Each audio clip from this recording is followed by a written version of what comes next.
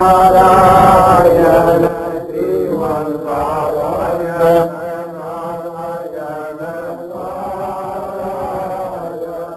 श्रीमन्नारायण नारायण नारायण श्रीमन्नारायण नारायण नारायण श्रीमन्नारायण नारायण नारायण श्रीमन्नारायण नारायण श्रीमन्नारायण नारायण नारायण श्रीमन्नारायण नारायण नारायण रामचंद्र की जय।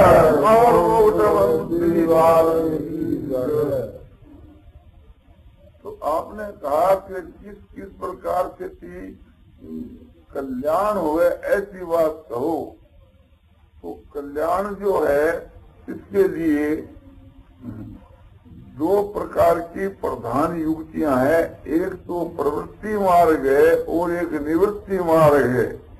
प्रवृत्ति मार्ग को मतलब यो है कि चेष्टा करता हुआ कर्म करता हुआ मुक्ति हो जावे, और निवृत्ति मार्ग यो है कि कर्मा को त्याग करके और अपना मुक्ति हो जावे। वो निवृत्ति मार्ग को मतलब यो नहीं समझना चाहिए कि संन्यास आश्रम ही निवृत्ति मार्ग है। संन्यास आश्रम निवृत्ति मार्ग है वो तो ठीक है ही, किंतु उस घोर कली काल के बीच के माँ ऋषि लोग इकट्ठा होकर के जो निर्णय कियो कि इस समय के माँ इस घोर कली काल के बीच के माँ संन्यास आश्रम तो वर्जित है, क्योंकि संन्यास का धर्म जो है पालन होना बहुत ही कठिन है। तो गृहस्थाश्रम के माँ रह करके मनुष्य प्रवृत्ति मार्ग में भी रह सके और निवृत्ति के माँ भी। गृहस्थाश्रम की निवृत्ति क्या है कि जैसे आपने वानप्रस्थ आश्रम की जूं वानप्रस्थ का धर्म पालन तो इस समय में होना बहुत ही कठिन है, किंतु वानप्रस्थ आश्रम की जूं जंगल में एकांत में गिरी गुहाओं में रह करके भगवान को जो भजन ध्यान करना या समझो ज्ञान और वैराग के मां अपना समय बितानो, और बाहर का जितना जो एक प्रकार से ये आपने बहुत सारे ये कर्म है, सामाजिक कर्म, व्यवहारिक कर्म ये सब छोड़ करके और एकांत के बीच के मां समझो कि जप ध्यान इत्यादि करे तो वो निवृत्ति मार्ग के माफिक है। इस प्रकार को निवृत्ति मार्ग जो है तो गृहस्थी भी कर सके है, तो वो प्रवृत्ति में ही निवृत्ति है। और जो सन्यासी होकर करके उसके बीच के माँ जो प्रवृत्ति मार्ग करे है वो निवृत्ति में प्रवृत्ति है। निवृत्ति मार्ग में जो प्रवृत्ति है वो तो एक प्रकार से आपने पतन करने वाली है। साधु होकर करके यदि संचन और कामनी के साथ में संबंध जुड़े, किसी भी प्रकार को संबंध जुड़े, साधु होकर के समझो कि स्त्री रखे या स्त्री इससे किसी प्रकार को संबंध तोड़ के स्त्री से सेवा करावे या स्त्री के साथ में किसी प्रकार को संस्पर्श रखे तो वो साधु नरक में जावे। स्त्री को छूने से और रुपया ने छूने से साधु तो नरक में जावे। सन्यासियों का जो धर्म है वो बहुत कठिन है, और साधु होकर के एक प्रकार से समझो कि मकान बनावे और एक प्रवृत्ति की माप की गृहस्थियों की जो ही एक प्रवृत्ति मार्ग को विस्तार करे तो उसके लिए वो कलंक है।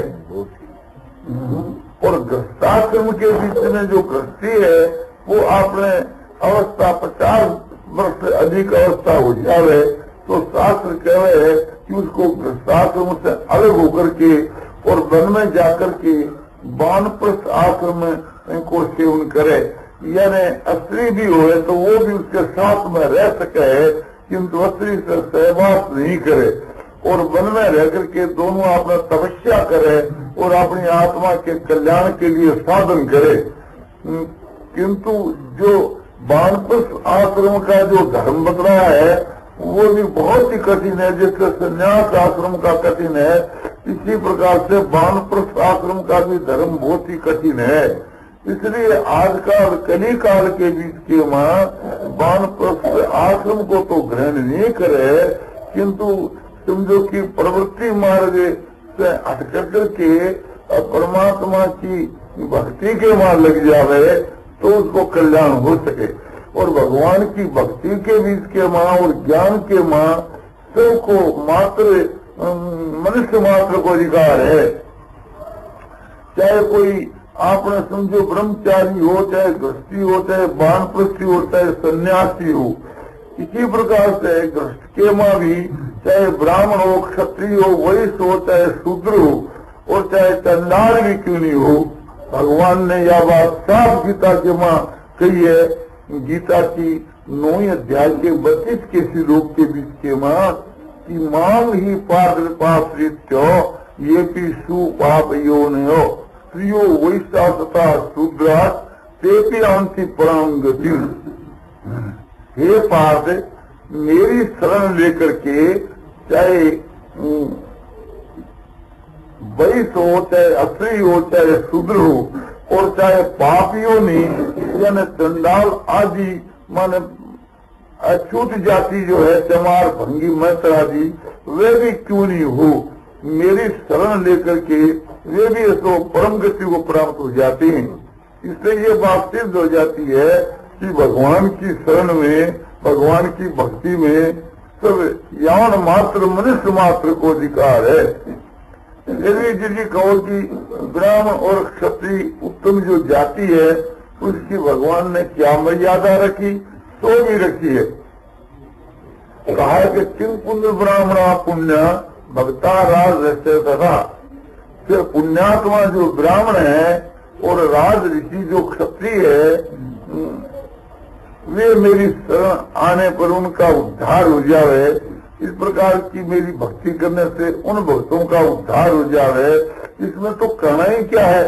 तो इससे यह बात सिद्ध हो जाती है कि उनकी समझो कि आपने भगवान मर्यादा रखी है और उनका गौरव रखा है।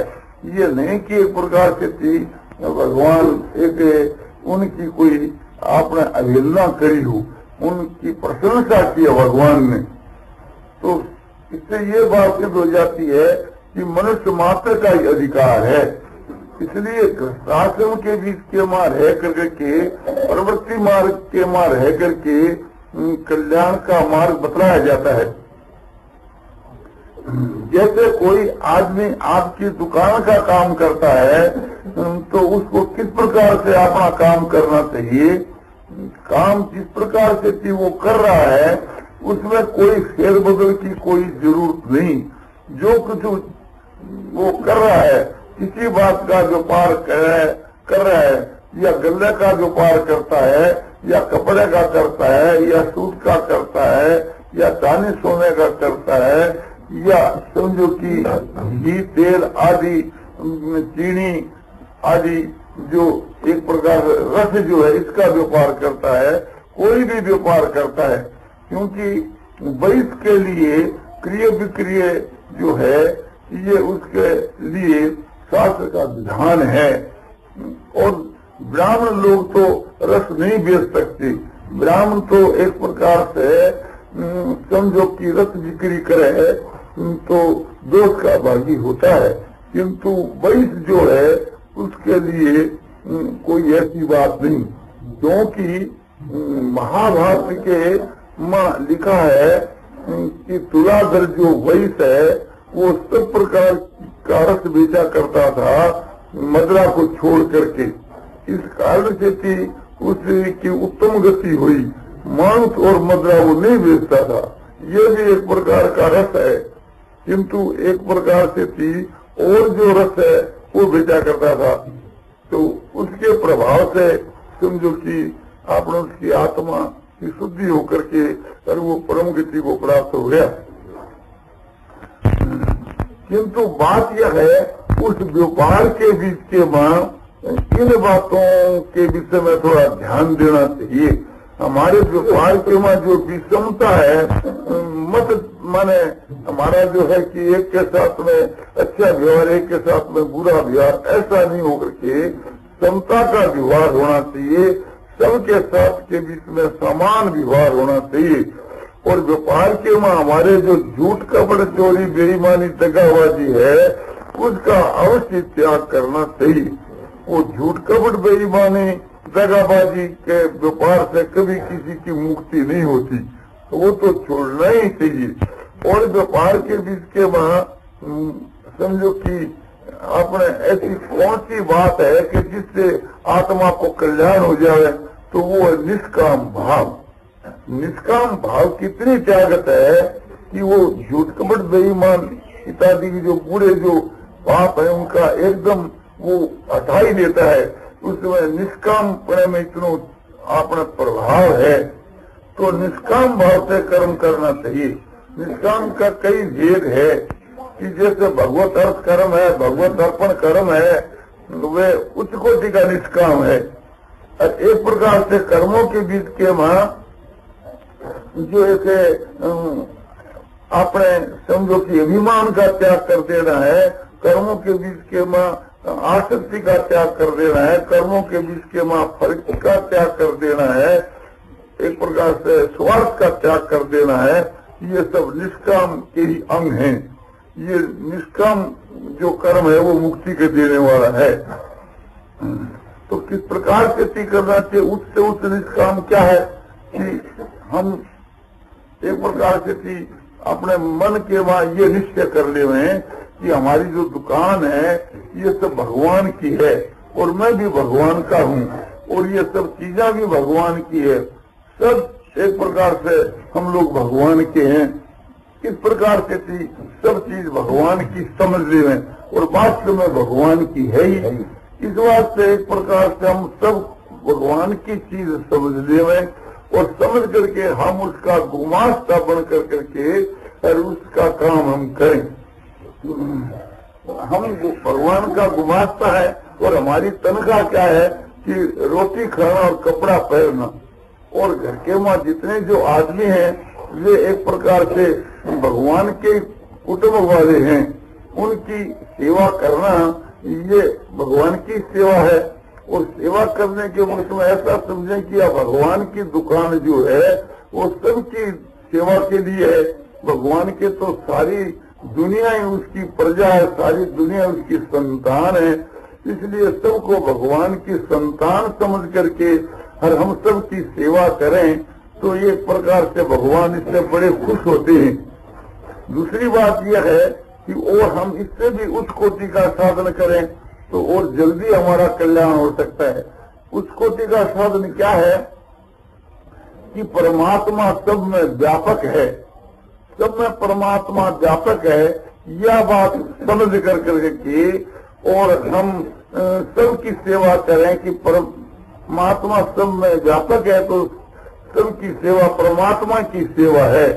जिस तरह आकाश के भीतर के बीच के मां समझो बादल रहते हैं, उस बादलों में जो आकाश व्यापक है यूं परमात्मा सारे ब्रह्मांड के बीच के मां व्यापक हैं। इस प्रकार से समझ करके हम परमात्मा की सेवा करें। कोई भी व्यापारी हमारी दुकान पर आवे तो हम ऐसा समझें कि आपने समझो कि मानो भगवान ही आए हैं और उनकी आपने सेवा आदर सत्कार करें कि हमारे यहाँ आकर के बिना सेवा के कोई खाली नहीं जाने पावे। हम किसी से कोई चीज खरीदें तो यही ध्यान रखें कि हमारे द्वारा उनको कुछ लाभ होना चाहिए। हम किसी को चीज बेचें तो उस बिक्री के में हमारा यही भाव रहना चाहिए कि हमारे द्वारा उनकी सेवा होनी चाहिए, क्योंकि भगवान हमारे घर के ऊपर आए। ये भाव और भी उत्तम है। सबको हम नारायण का स्वरूप मान ले वो और भी उत्तम बात है। सब में भगवान व्यापक है। इससे भी ये ऊंचा दर्जा है कि सभी नारायण को ही स्वरूप है। सबने नारायण समझ कर के हम सबकी अपने व्यापार के द्वारा सेवा करें तो उससे हमारी आत्मा शुद्ध होकर के जल्दी हमारा कल्याण हो सकता है। इसी प्रकार से कोई संस्था का काम करते हैं, जैसे गीता प्रेस का काम है और सब भाई लोग जो है तो गीता प्रेस का काम कर रहे हैं, उसके वहाँ किसी अंश के वहाँ मैं भी शामिल हूँ। तो हम लोग जो गीता प्रेस का काम करने वाले जो भाई लोग हैं, एक प्रकार से थी हमारे यहाँ कोई विशेष फेरबदल की इतनी आवश्यकता नहीं। क्यों आवश्यकता नहीं है कि वास्तव के भीतर के बीच के वहाँ समझो किसी का रुपयों का स्वार्थ न होने के कारण से झूठ कपट पहला से ही कम है और फिर और विशेष से काम करें तो उसका सुधार होना मामूली बात है। इसी प्रकार से ये जो व्यवहार है ये स्वरूप से ही पब्लिक की सेवा के लिए है, इस वास्ते इसका एक परिवर्तन होना बहुत ही सहज है। तीसरी बात जो हमारे समझो कि विषमता का कोई कारण ही नहीं है, किंतु कहीं अपने व्यक्तिगत दोष के कारण से या अपने स्वभाव के दोष के कारण से कहीं विषमता का भाव घटता है तो उसका सुधार होना कोई कठिन बात नहीं है। इसलिए गीता प्रेस में काम करने वाले जो भाई लोग हैं उनको तो थोड़ा सा ही सुधार करना है, केवल बार बार ये मन के मां समझना चाहिए कि ये सब जो है तो भगवान का ही काम है। ख्याल करना चाहिए कि हम लोग जो है एक प्रकार से वाणी से तो कहते हैं कि ये भगवान का काम है, किंतु वास्तव में अभी तक हमारा जो हृदय है उसके बीच के वहाँ ये बात अच्छी तरह से समझ में नहीं आई।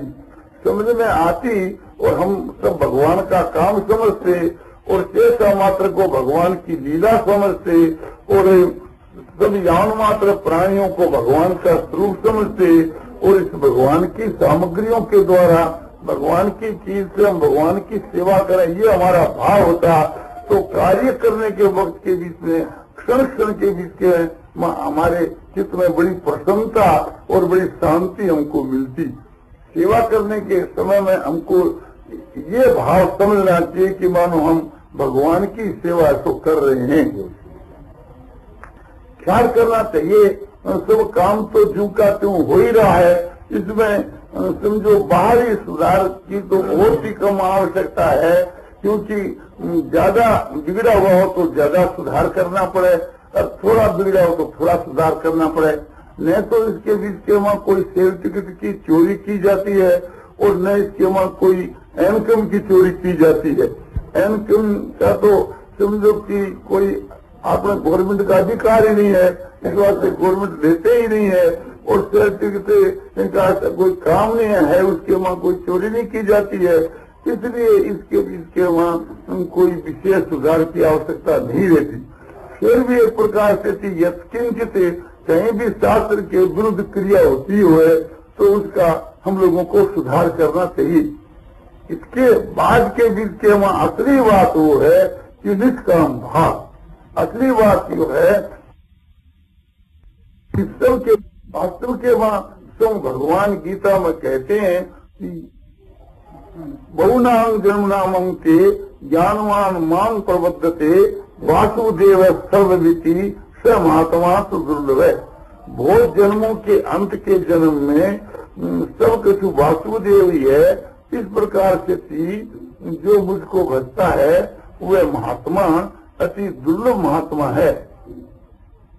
तो इस बात को अपने ध्यान में रख करके और सबको परमात्मा का स्वरूप वासुदेव का स्वरूप समझ करके और हम अपने को सेवक मान करके इनकी सेवा करें तो वो प्रवृत्ति मार्ग के बीच की वहाँ भक्ति है। और ये भक्ति अनन्य भक्ति है। वो अनन्य जान की असी मति न तरह हनुमन, मैं सेवक सचराचर रूप राशि भगवन। तुलसीकृत रामायण के किष्किंधा कांड के वहाँ हनुमान जी के प्रति रामचंद्र जी कह रहे हैं कि हे हनुमान, वह मेरा अनन्य भक्त है जिनकी मति यानी बुद्धि इस सिद्धांत से कभी टरती नहीं यानी इस सिद्धांत से कभी हटती नहीं। क्या सिद्धांत है? जो कुछ चराचर है ये सब भगवान के स्वरूप की राशि है, यानी भगवान के स्वरूप की घनता है, और मैं इन सब का सेवक हूँ और ये सब सिद्ध है। यानी सब में स्वामी भाव और अपने में सेवक भाव रख करके और सबकी सेवा करना, ये एक प्रकार से अनंत भक्ति का स्वरूप भगवान ने बतलाया है।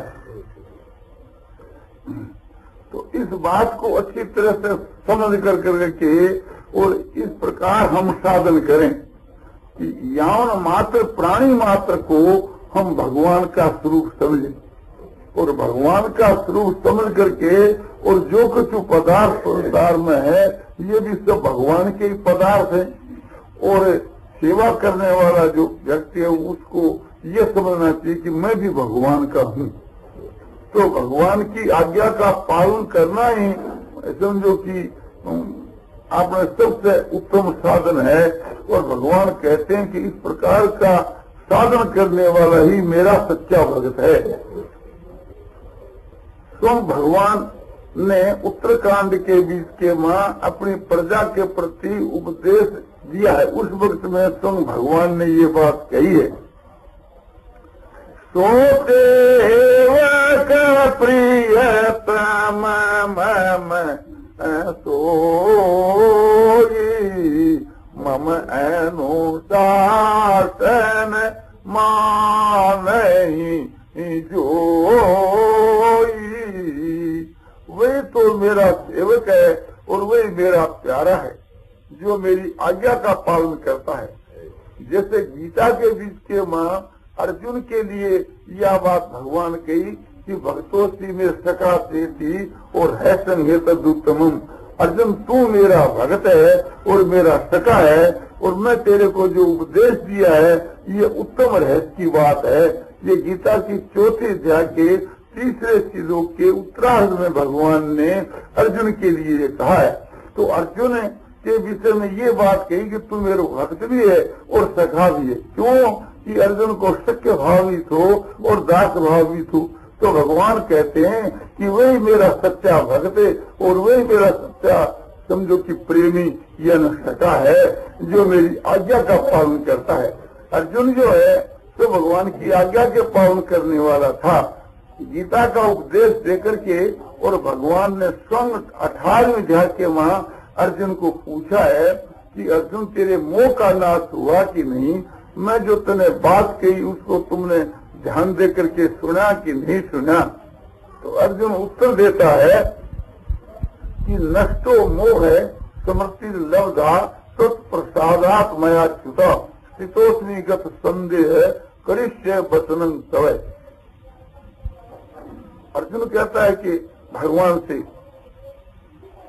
हे अच्युत है, माने जिसका किसी भी प्रकार से पतन न हो उसको अच्युत कहते हैं। तो भगवान तो नित्य अच्युत है, उसके पतन की कोई संभावना ही नहीं।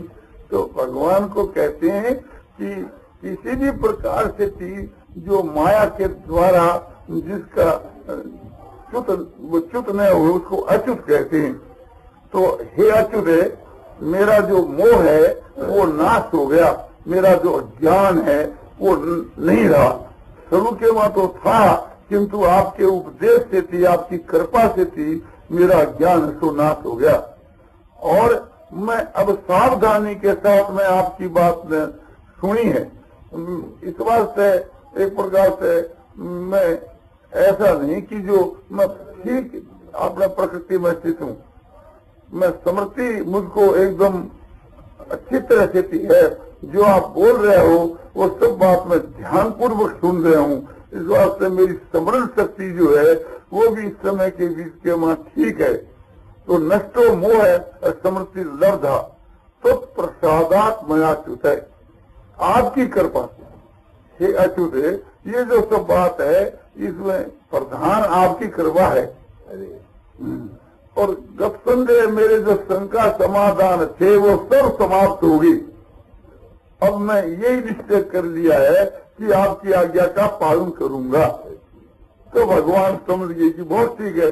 तो फिर अर्जुन ने भगवान की आज्ञा का पालन किया, उससे थी अर्जुन का उद्धार हो गया। यद्यपि अर्जुन भगवान का भगत था, उसका एक प्रकार से पहला से उद्धार हुआ ही था। ये गीता तो अर्जुन के बहाने से संसार के कल्याण के लिए भगवान ने कही है, तो थोड़ा ज्ञान हुए बिना वो पात्र कैसे बने, सुनने का जिज्ञासु कैसे बने, इस वास्ते अर्जुन के बीच के वहाँ थोड़ा सा अज्ञान था। वो संसार के कल्याण के लिए भगवान ने खुद रखा था, पहला से उद्धार हुआ ही था। ये गीता तो अर्जुन के बहाने से संसार के कल्याण के लिए भगवान ने कही है, तो थोड़ा ज्ञान हुए बिना वो पात्र कैसे बने, सुनने का जिज्ञासु कैसे बने, इस वास्ते अर्जुन के बीच के वहाँ थोड़ा सा अज्ञान था। वो संसार के कल्याण के लिए भगवान ने खुद रखा था, वो भी दूर हो गया गीता के सुनने से थी। तो इस बात को ध्यान में रख करके और हम लोगों को भगवान की आज्ञा का पालन करना थी। यदि कहो कि उस समय में तो भगवान मौजूद थे, इस वास्ते वो बात सुगम थी, किंतु इस समय के बीच के मां तो भगवान मौजूद नहीं है, इसलिए हमको भगवान की आज्ञा एक प्रकार से साक्षात कैसे हुए। बोले ये सब बात तो अपने भाव के ऊपर निर्भर करती है। जो आदमी भगवान की आज्ञा का पालन करना चाहता है, भगवान उसके हृदय के मां प्रेरणा करते रहते हैं। हमको हर एक काम के बीच के मां भगवान से पूछना चाहिए कि प्रभु इसमें आपकी क्या सम्मति है, तो हमारे हृदय में स्वयं भगवान प्रेरणा करेंगे कि हमारी ये सम्मति है। तो इस समय के वहाँ तीन प्रकार से भगवान अपनी आज्ञा का प्रयोग करते हैं। एक तो महात्मा जो पुरुष होते हैं, उसके मुख के द्वारा भगवान आज्ञा का प्रयोग करते हैं। तो महात्मा पुरुष जो संसार में जो हुए हैं, तो उनकी आज्ञा के अनुसार चलना, ये भगवान की आज्ञा के अनुसार चलना है। क्योंकि स्वयं भगवान ने यह बात गीता की 7वें अध्याय के 18 के श्लोक में यह बात कही है कि जितनी प्रकार के जो मेरे भक्त हैं, आर्थ जिज्ञासु अर्थार्थी ज्ञानी, वे सभी उदार है। उदारा सर्व एवैते ज्ञानी तो आत्मेवतम एते सर्व एव उदारा। जितने जो भक्त हैं वे सभी उदार है, किंतु ज्ञानी है वो तो मेरा स्वरूप ही है। तो इससे ये बात सिद्ध हो जाती है कि भगवान ज्ञानी महात्मा पुरुषों के मुख के द्वारा, वाणी के द्वारा वे अपना सिद्धांत है सो बतला देते हैं। इसलिए हम लोगों के लिए कोई कठिनाई नहीं। यद्यपि इस संसार के बीच में ऐसे महापुरुषों का होना कठिन है, क्योंकि लाखों करोड़ों के बीच के माई कोई एक होता है। मनुष्याणां सहस्रेषु कश्चित यतति सिद्धे यततामपि सिद्धानां कश्चिन मांग वेति तत्वतः। हजारों आदमियों में से कोई एक आदमी है जो परमात्मा की प्राप्ति रूप सिद्धि के लिए प्रयत्न करता है। ऐसे प्रयत्नशील महापुरुषों के बीच के वहाँ कोई एक ही भगवान कहते हैं कि मुझ परमात्मा को तत्व से जानने वाला होता है। तो हम लोग को ये विचार करना चाहिए कि एक प्रकार से जिस पुरुष के द्वारा हमारे को अच्छी शिक्षा मिले, जिस पुरुष की बातों को सुन करके और हमारे में देवी संपदा के लक्षण आवे, भगवत प्राप्त पुरुषों के लक्षणों की झलक हमारे में आवे, तो हमारे लिए वही महात्मा है। इस प्रकार से चीज समझ करके अपना काम चला लेना चाहिए। यद्यपि एक साधक आदमी है, समझो कि उसके वहाँ उत्तम गुण और उत्तम आचरण करते हैं, देवी संपदा वाला पुरुष है और परमात्मा की प्राप्ति के साधक में लगा हुआ है और समझो कि साधकों में श्रेष्ठ है, तो हमारे लिए हम उसको एक प्रकार से महात्मा समझ करके अगर उनकी आज्ञा का पालन करें तो हमारे लिए एक ही बात है कि जैसे समझो कि राम सुख जी महाराज आदि जो है वे खुद कहते हैं कि मैं तो साधक हूँ और मुझको अभी कोई परमात्मा की प्राप्ति नहीं हुई, किंतु हमारे लिए एक प्रकार से उनका जो वचन है वो भी एक प्रकार से समझो कि शास्त्र का वचन है, और शास्त्र का जो वचन है वो भगवान के लिए सच्चा वचन है। तो इसलिए शास्त्र की जो आज्ञा है वो भगवान की आज्ञा है। तो गीता जो है और समझो कि रामायण, महाभारत, भागवत, उपनिषद, श्रुति, स्मृति, इतिहास, पुराण, जो हमारे शास्त्र के जितने जो ग्रंथ हैं वे सब समझो कि अपने वास्तव के बीच के मां भगवान की आज्ञा है। गीता जो है वो तो साक्षात भगवान के वचन है ही, और वेद जो है वे ब्रह्मा जी के द्वारा प्रकट हुए, किंतु वास्तव के बीच के मां समझो कि वो भगवान की ही आज्ञा है। और जितने जो ऋषि मुनियों ने जो कुछ बातें कही है वे वेदों के आधार के ऊपर, शास्त्र के आधार के ऊपर ही उन्होंने सब शास्त्रों की रचना की है, इसलिए उनके वचन भी सब भगवान के ही वचन हैं। तो भगवान तीन प्रकार से आज्ञा करते हैं महात्मा पुरुषों के द्वारा, जो कि वर्तमान में हुए या उच्च कोटि के जो साधक हैं वे भी एक महात्मा के तुल्य है। जो साधक है उनको भी महात्मा ही बताया है गीता के माँ।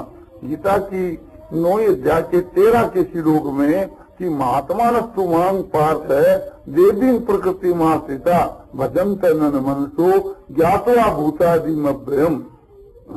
भगवान कहते